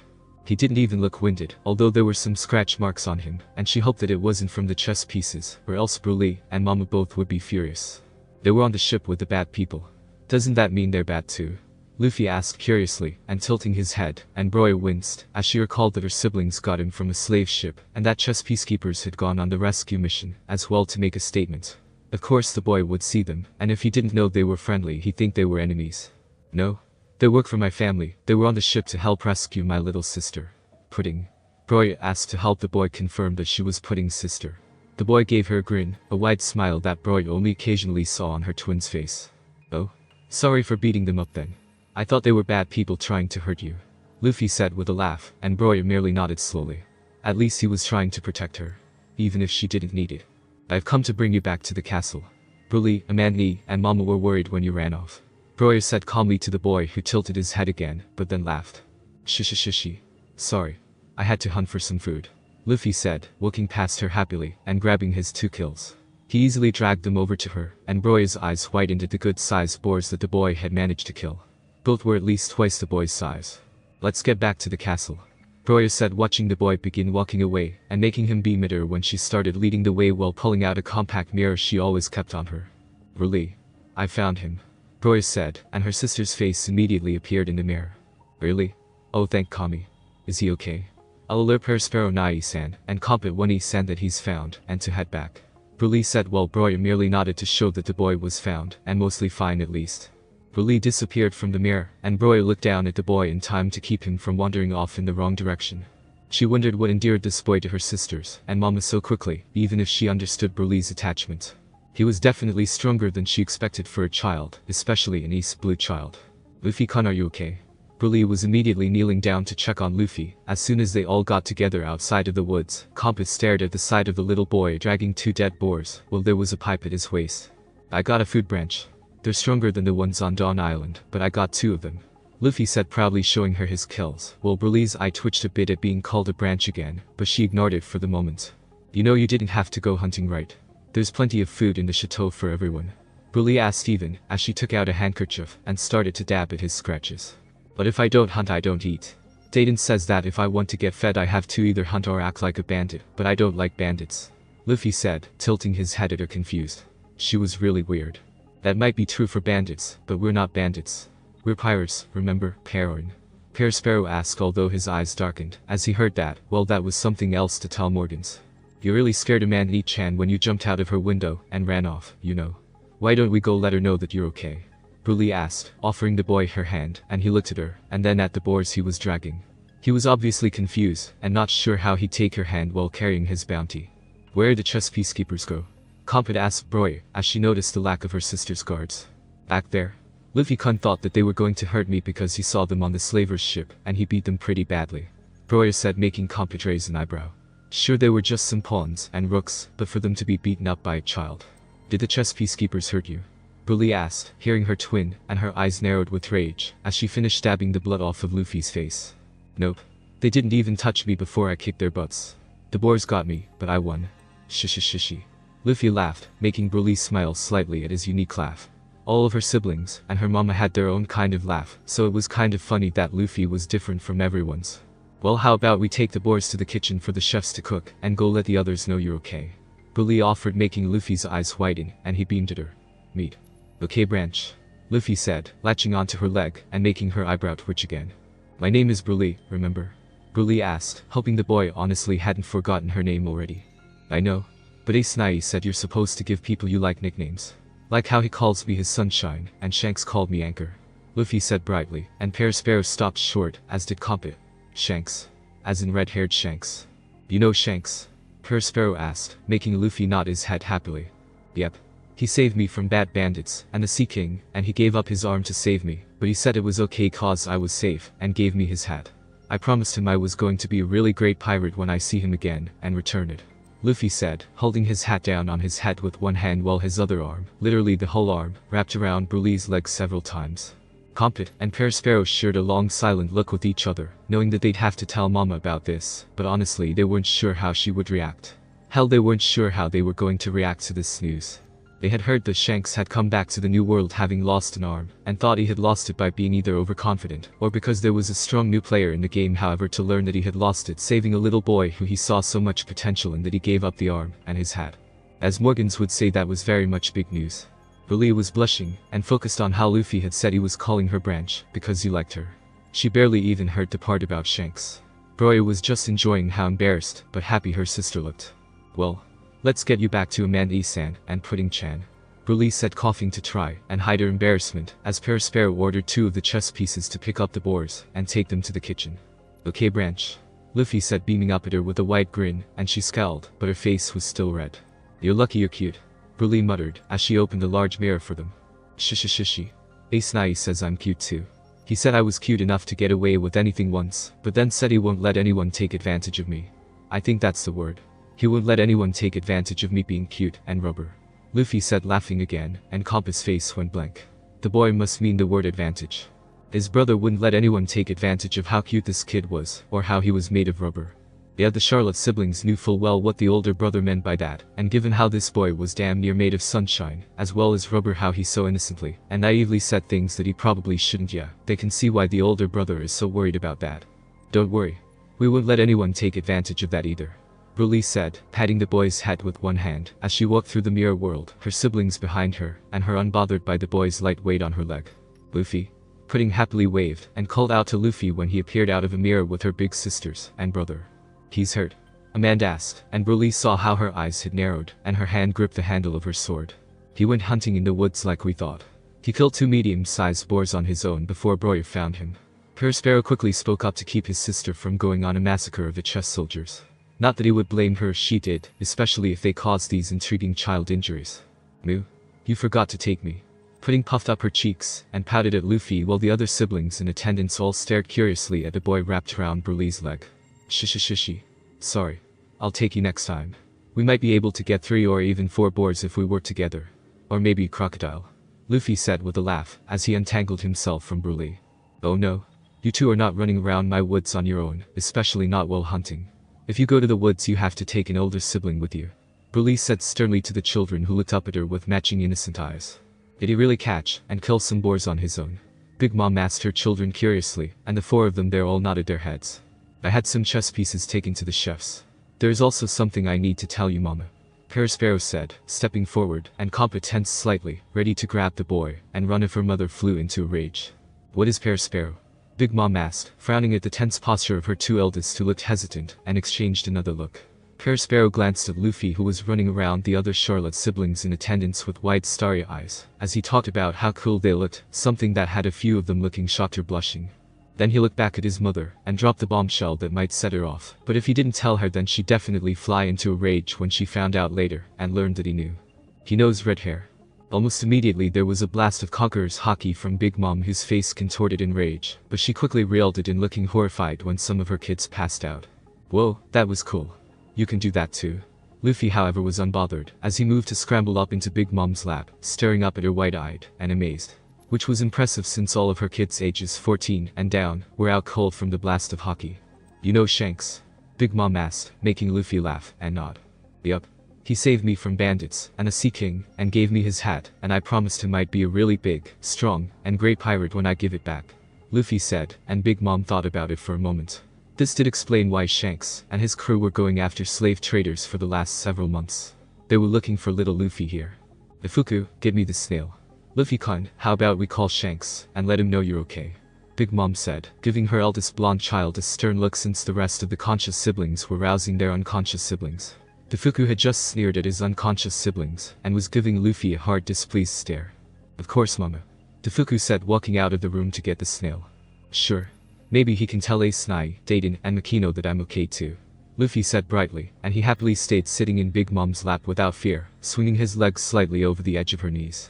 Ifuku came back with the snail less than a moment later, and set it up for his mother, as she put in red-haired Shanks' number. This is the Red Force. This better be good because we're not in a good mood. Ben Beckman was the one to answer the snail, and make Luffy beam brightly. Ben? Luffy said, and there was no noise for a full moment on the other end of the snail. Luffy? Ben's voice was hopeful and relieved, while there were a lot of other voices now too. It's Anchor. Anchor, you okay buddy? Someone get Captain Shanks. Now. Where are you Anchor? Shishishishi. Hi everyone. Luffy even waved at the snail, as he greeted the rest of the red-haired pirates. The Charlotte siblings, still conscious, and knowing who red hair was, were staring at Luffy and the snail, taken aback by how much the red-haired pirates seemed to care about the kid. Anchor, is that really you Anchor? Where are you? We've been looking all over the world for you. Are you okay? Are you safe? How'd you get a snail? Much less our number. Big Mom even looked surprised by how worried and near frantic Shanks sounded, as he grabbed the snail from his first mate. Stupid Shanks. I can't answer you if you don't let me talk. Luffy yelled at the snail, much to most of the Charlotte's surprise and shock. Ah, sorry. But are you okay Anchor? Shanks asked, laughing it off, and the snail looked so relieved, a look that matched Shanks' face. Yeah, are you hurt little fella? If someone hurts you then there's hell to pay. Make sure the guns are loaded and cannons are ready. If someone thinks they can hurt our Anchor and get away with it, they've got another thing coming. Shishishishi. I'm fine. Some nice people found me, and we were about to eat. The bad people grabbed another kid, and were saying mean things like that one guy said to Makino, so I beat him up. Then her big sisters and brother came to save her, and took me along too. Luffy said with a laugh, and the Red Force crew relaxed a bit at that. Best way to get your trust is through food Anchor. Do you know what island you're on or at least what sea you're in? Shanks asked, and Luffy laughed. Nope. Hold on, I'll ask. Luffy said before turning bright eyes up at Big Mom. Hey Queen Lady. What island are we on? Luffy asked, making Shanks snort across the snail. The Queen. Oh god, this is going to be an incident again isn't it? Another voice asked, but it was picked up by the snail. Worse than the time he snuck onto the Red Force, and tried to hide in a barrel so he could go with us. And we didn't know it until we were in West Blue where he made friends with that kid making a mafia. Another guy asked Luffy to pout at the snail. Hey, don't say mean things about Beach. He's my friend, and he has that cool mystery power. Luffy said before Big Mom cleared her throat. Looks like you need to come to the next tea party red hair. Big Mom asked, and everything went dead silent on the Red Force again before there was another explosion of noise. Is that Big Mom? How the fuck did Anchor end up on her island? First that newspaper article about Garp, and now this the hell. What the fuck? First that incident with the gangster kid, then that incident with that Marine, and Dr. Brat, and now Big Mom. Seriously, what the fuck? Nope, that's it. I'm done. I'm done trying to understand how Anchor gets into this shit. Ah fuck, he said the slave traders grabbed another kid whose big siblings came to save her. Those dumbasses managed to grab one of Big Mom's kids, and thought they'd get away with it. How has Anchor not pissed her off yet? The tea party? Don't tell me she's going to try and kill us while we check on Anchor. Will all of you shut up and stop jumping to conclusions? But Ben, he somehow made it to Big Mom's island, and managed to get her to let him use a snail to call us. You all know how strong Anchor's cuteness and determination are. True. And a woman has like 60 kids by now, right? Wonder how long it took her to realize there's an extra. It's Anchor. True, he's as subtle as a raging zone. He probably didn't last an hour. You know she can still hear us, right? Back. Shit, no I didn't. Why didn't one of you shut me up? It's fun watching you dig your own grave. Hey, fuck you too, Lucky. Not my type. Shishy. You guys are still funny. So you know the Queen Lady? Luffy asked, laughing, and making the snail go quiet again. Yeah, we know Linlin Anchor, she's a really strong pirate like us. Shanks said, making Luffy's eyes turn to stars. Whoa? Luffy looked amazed, as he stared up at Big Mom, who looked a bit sheepish and embarrassed at his look. Boy Linlin. We'll be there as soon as we can. Ben, how long will it take us to get to Whole Cake Island? About a month and a half, Captain, including when we have to stop and get supplies, not including any attacks by other pirates or marines. Alright. Heard that, Linlin. We'll be there in about a month and a half, and there better not be so much as a scratch on him or a single second of his lifespan missing when we get there. Shanks said, and his voice was deadly serious, just as if not more serious than when that bandit was hurting Luffy. He's an interesting brat. I'm not gonna hurt him. Big Mom said, scoffing at the snail and making it smirk. Good. We're all very possessive of our Anchor, and we hate it when he's hurt. Got that right. Remember that stupid bandit that tried to hurt him? The one that got eaten by a sea king. Yeah, I remember how he only went after Anchor cause he was bad-mouthing us, and Anchor took exception to that. You bet I do. I was such a little brat that day. Not even 6, and already picking fights with bandits. Until he got in over his head at least. To be fair, that guy had like 10 others with him, and all of them at least 20 years older than Anchor. Yeah, plus the kid had just eaten his devil fruit and didn't know how to do anything with it. Besides, the bandit was harassing Nakino, and she said Luffy had managed to knock 2 of them out before they grabbed him. That's our Anchor for you. Shishy. I'm stronger now too. I've been training, so I bet I could knock out all those bandits now. Luffy said, laughing, and making the others on the Red Force laugh. I'm sure you could, Anchor. You wouldn't be the Anchor of the red-haired pirates if you weren't strong. Now, is there anyone there at the island that you like or feel safe with? Yeah. There's Amma and Branch and Pudding and Smo and Pyro and Kata, and the Queen Lady is pretty nice too. Luffy said, making the snail laugh a bit. Leave it to the little ball of sunshine to make friends with Big Mom pirates and the woman herself. No kidding, Anchor's too cute for his own good. Yeah, we need to see about getting him a bodyguard. Imagine if he stays that cute when he sets sail. Oh god, don't say that. Captain will. Nobody better thinks of my Anchor like that. Fuck, you got the captain started again. Sorry. Shishy. Luffy just laughed at the other pirates. Anchor, I want you to stick close to the nice people you named, okay? They'll keep you safe from any bad people. And I swear to God, Linlin, that if I find out someone's touched Anchor in a way I don't like, it'll be on your head. Shanks said, making Big Mom's sweat drop a little bit and look a little nervous. She had faith in her iron skin and her children, but well, she was a bit vulnerable right now due to the new child inside of her, and a good amount of her children were still toddlers, and babies themselves are not trained for combat yet. Don't worry, Red Hair. Like I said, he's an interesting kid. Besides, I have enough kids of my own that you think I'll let anyone hurt him. Those types of people are the only ones not allowed in Tattoo Land, ever. Make sure you call me or one of my executive officers whenever you and your crew are within a week of my island. Big Mom said, making Shanks hum a bit. We'll give you 3 days notice at the least. Anchor. Yeah, Shanks. Make sure you behave for the most part, but if someone tries to hurt you, hurt them back. Good boy, Anchor. And if they try to make you join their crew, say no. After all, I'm going to be a captain. I can't join a crew unless I'm the captain. Right, you're going to be a great captain, Anchor. Don't let anyone tell you otherwise. But if they try to force it, what do I do then? Luffy asked, tilting his head to the side curiously. He hadn't been given any advice on that part after all. Give them hell, Luffy. The Charlottes didn't know why, but they all felt a shiver shoot down their spines at this. What was the worst 9-year-old rubber boy could do? Luffy laughed as Shanks hung up. The looks on the other people's faces was funny. Like they didn't know or want to know what he could do with Shanks' permission. Mama. The boy killed is done. The chef reported, as some others carted some large, or at least large for the little kids, portions of meat into the hull. Meat. Luffy was very happy at the sight of the meat, and immediately jumped from Big Mom's lap, making Amand, Brule, and Perisparrow all rush forward, as if to catch him. He sucked in a breath of air, and they paused when they saw him begin to inflate like a balloon before he hit the floor, and bounce like a ball. He bounced once, twice, and then the air escaped him, as he rolled slightly, and ended up coming to a stop at Amand's feet. Shishishi. That was fun. Luffy said, laughing while Amand scooped him up, and quickly checked him for injuries before she relaxed a bit. How about you wait until Katakuri Nai-san trains you in your power a bit before you go running around bouncing, and falling from heights that kill most people. A man asked, making Luffy look at her confused, complete with tilted head, before he grinned. Okayama. Luffy said, and a man blushed a bit at the nickname, but smiled softly. It wasn't more like he had called her when he was asleep, but it would work for now. Why does he get to be trained by Katakuri Oni-sama? He's some brat. A little girl with black hair in a ponytail, and wearing a polka dot dress asked, pouting, and not looking happy. What makes you so special? The girl demanded, as she glared up at Luffy, who looked at her curiously. Answer me, you stupid useless idiot. The girl yelled at the boy, who just blinked at her, and then ignored her. Flam, that's enough. Broly said sternly while Pudding was puffing up her cheeks angrily. Yeah? Leave Luffy alone. He's really nice and cool. Pudding said, and Flam pushed her sister to the floor, knocking her hat off, and making Pudding's third eye open in surprise. You shut up, you three-eyed freak. Flam yelled at her big sister, and immediately there was a heavy pressure in the air. Oi. Luffy's voice was dark now, and his hat was tilted down a bit, as it shadowed one of his eyes. Don't insult Pudding. She's cool, and not a freak. Luffy said, and his voice was darker now, and it caught everyone's attention. What are you going to do about it? I'm Charlotte, and you're just some brat. Flam yelled at Luffy.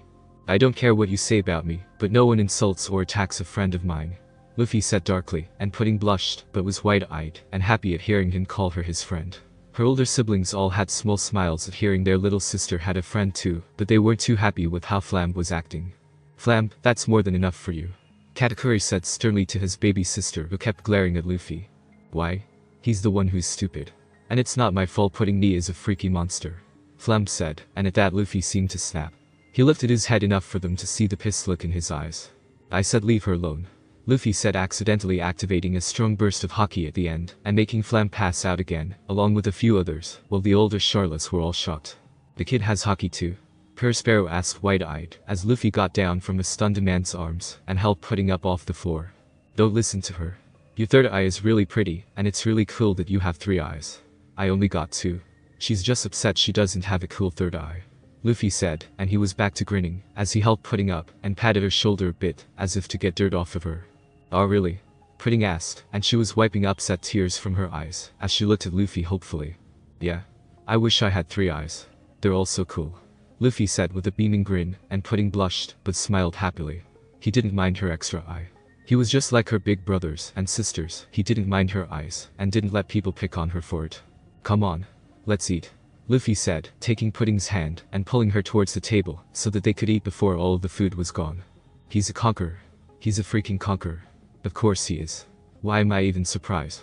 Sparrow asked, sighing heavily, and running a hand through his hair, as the Charlottes shook themselves out of their thoughts and shock.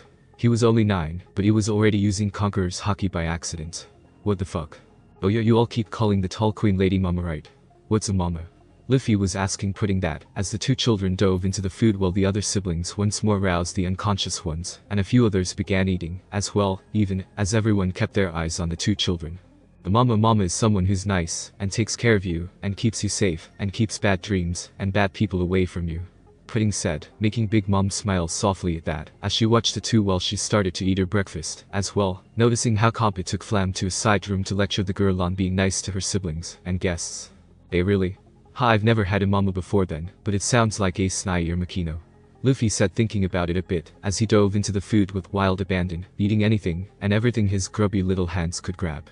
Yeah, big brothers and sisters act like mamas do sometimes, but mamas are older than you by a lot, and they care about you lots. Pudding said before she shoved a piece of pie into her mouth. So it's kind of a mystery. Because Sabonai's parents were really mean, and didn't like him at all, and had this stupid fake pirate guy shoot me. Luffy said, and a few siblings felt their hearts stop. Shot. The boy was shot. Were you okay? Pudding asked immediately, looking at her new and best friend worried, and making him laugh. Of course. I'm rubber after all. The bullet bounced right back at him. Luffy said, making Pudding look relieved, as did a few siblings. Okay, so being rubber meant he was bulletproof unless they were coated in haki or made of sea stone. That wasn't too bad, and was honestly a bit useful. No wonder Red Hair and his crew were so worried about the boy. He's about to give me a heart attack just listening to him. A man muttered to her sister, earning a nod from Broly. First he's unnaturally strong for East Blue, then he's being abused by his Marine hero grandfather who left him with damned mountain bandits, then he turns out to have a devil fruit most didn't think was worth anything, and now not only is he really close with Shanks and his crew, but he's also a conqueror who probably doesn't even know what haki is. And turns out his devil fruit makes him immune to almost all bullets. What was next? The boy's presumably dead father turning out to be a massive criminal. His grandmother being a marine. Him being immune to lightning. God, were Charlotte's going to end up having heart attacks before a week was up, much less a month and a half. You got something on your face, little guy. Broly said, taking a napkin and wiping some candy and sauce from Luffy's face. Shishishi. Thanks. Luffy said, grinning at Broly before going back to heartily devouring everything he could, more than a few siblings surprised by his appetite, which looked to be on par with a good many of theirs. So you didn't know about mamas, what about papas? Or dads? Do you know about them? Poor asked, curious about the boy who looked up at her, and his eyes turned to stars. Wow, your teeth are so cool. Luffy said, and immediately launched himself over the table to get a closer look, making poor yelp as she tumbled backwards, with only Katakuri's quick catch being why they didn't hit the floor. How'd you get such cool teeth? I want my teeth to be that cool. Luffy said, staring at the older girl wide-eyed and excited. I was born with them. Poor said, and she was blushing pretty hard. Aside from her siblings, no one ever thought her teeth were cool. In fact, most people outside of the family thought they were weird and freaky. Her twin got into a lot of fights with the people who openly said those things near her. So cool. Luffy said, amazed, as he stared up at her, and she was blushing harder now. He thought they were cool. She turned and burrowed her face in her twin's fluffy jacket, a present for their birthday from Sister Broly, given how Galette got cold easily. You like her teeth, huh? What about mine? Bhaskar asked to pull down his mask to show his own sharp teeth and fangs, and Luffy's eyes were stars, as he nearly tackled the bigger guy now. Wow. You like the story Shanks would tell me about dragons. Roar. Luffy said, wide-eyed, and made a cute clawing motion with his hand, and gave his best roar, which actually sounded more adorable than anything. Like a tiny kitten trying to roar like a grown lion. Dr. Dragons. Not sharks or lions. Bhaskar obviously didn't expect that, as his eyes widened. Shishishi. Dragons are cooler. Luffy said, as if it were obvious, and Bhaskar quickly hid his face behind his mask, and co-color again to hide the fact that he was blushing. He's wrapping most of our siblings around his little finger without trying. Kompa said, amused and amazed, as Luffy stayed right in Bhaskar's lap and began eating again, with absolutely no care for personal boundaries. Bhaskar's eyes begged for help since he didn't usually deal with the younger children, and even when he did, none of his siblings were like Luffy was. Here, Luffy-chan. Want to try some more candy? Sparrow asked, deigning to help out his younger brother who looked way out of his depth, while whipping up some more candy in his hand. What's that one? Luffy asked, looking up curiously, and eyeing the small ball in Sparrow's hand, as he bounded over. This is called a jawbreaker. Here, try it. Sparrow said, handing the boy the candy, and Luffy turned it over in his hand for a few seconds, before shoving it into his mouth. It's really hard, so don't crunch. Sparrow stared down at Luffy, who was chewing the jawbreaker with ease. It's crunchy and sweet. Sugoi. Luffy said, wide-eyed and happy, as he chewed on the candy. You're not supposed to bite it. You were supposed to suck on it. Like a lollipop. Sparrow said, sweat dropping a bit, and honestly worried that the boy could bite through his candy armor for a minute. Shanks says I'm not supposed to suck on anything that isn't a straw, and if someone tells me to suck something, then I'm supposed to kick him really hard, and then tell him. Luffy said matter-of-factly, and Big Mom snorted, obviously knowing what Shanks was warning Luffy about, and most of her kids who caught the implication looked amused, or as if they agreed with the other Yonko. I see. Sparrow's sweat dropped again, as he accepted that answer. Shanks did seem pretty overprotective of the boy after all, and his crew hadn't sounded like they were any better. You didn't answer poor Chan's question. Do you know anything about dads or papas? Custard asked, staring at the boy curiously.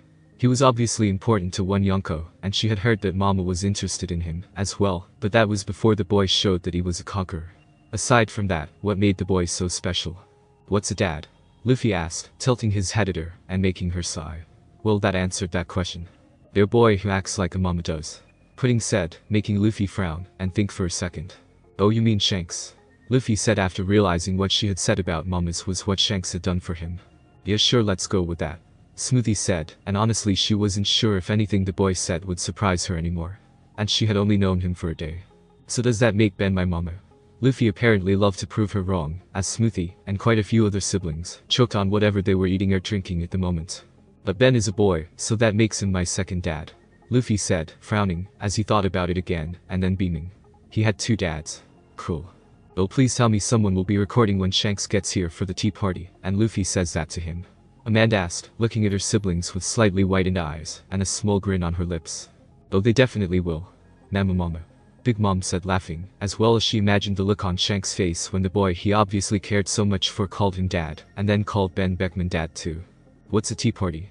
Luffy asked, making Big Mom laugh a bit more, as she lowered her hand for him to climb onto, the boy immediately, and fearlessly getting on her hand, as she brought him up, and deposited him on her lap. A tea party is when a bunch of people get together, and talk, and have yummy food, and drinks. Big Mom said, making Luffy's eyes widen, and sparkle. Yummy food meat? Luffy asked, and he was very much proving that he was more of a carnivore than a candy eater like the Charlottes are. That can be. Usually there's lots of yummy candy, and dessert like cake. Big Mom said, and Luffy looked eager for a tea party. Cool. I want to go to a tea party. Luffy said, making Big Mom laugh. Well, that sounds like a good idea. After all, we have to thank you for saving Pudding, and it seems like my children like you, so I should introduce you to the rest of them, and some friends of mine. Mama. Oven. Alert the kitchens that we're going to have a tea party in a week. And that there should be plenty of meat. Big Mom said, and her third eldest son nodded his head, as he turned, and left the room, having already finished eating, and was honestly wondering if the chefs would have heart attacks at the thought of Big Mom wanting something other than candy. Bully, Amand, you two seem to like the boy a lot. How about you two help make sure he's dressed well for the party? Big Mom asked, looking at her daughters who both grinned at this. They were going to have fun dressing the boy up. Am I gonna wear a dress? Ace Nai and Sabo Nai had me wear dresses sometimes to get away from bad people. Luffy asked curiously, and Big Mom glanced at him. Do you want to wear a dress? Big Mom asked, and Luffy shrugged. As long as I can fight and run, I don't care what I wear. Luffy said, making a few more of the girls grin slowly and widely. A mama-approved dress-up dummy, and one they can put into dresses without him throwing a fit. This is going to be fun. Bully said, and her mind was already churning with ideas of a dress she could stick Luffy in. Maybe one that looked like Mama's or Man's. Maybe he could wear a small version of hers or Broy's. She could make him, and Pudding matching dresses. They would look so cute. But my hat stays. It's my treasure. Luffy said sternly, looking absolutely adorable, as he tried to look stern, and making Amand nod, as she tipped her own hat. I know the feeling. Don't worry, Luffy-chan. We won't do anything to your hat. Mama. Hungry little guy, aren't you? Why is your appetite as large as any of my kids? Big Mom, however, didn't fly into a rage like they thought. Instead, she seemed amused, and fond of the boy. Everyone jaw dropped at that, as they stared at their mother in shock and disbelief. I gotta eat a lot if I want to be big and strong. Makino ni, Ace Nai, Jiji, Sabo Nai, Shanks, and Ben said so. Luffy said, laughing, as well as he finished off the cake that was bigger than he was at least twice over. Well, they're right. Look at me. I ate a lot, and now I'm big and strong, and my kids eat a lot, and they're big and strong too. Big Mom nodded her head in agreement, and there was a fond soft look in her eyes that her children weren't used to seeing anymore for the older ones or at all for the younger ones. Looks like Mama really is changing for the better. A man murmured quietly to Burlee, who nodded her head mutely. He really is making her better. I owe him more than a tea party. Pear Sparrow whispered softly, earning a stunned nod from Kompit and Katakuri.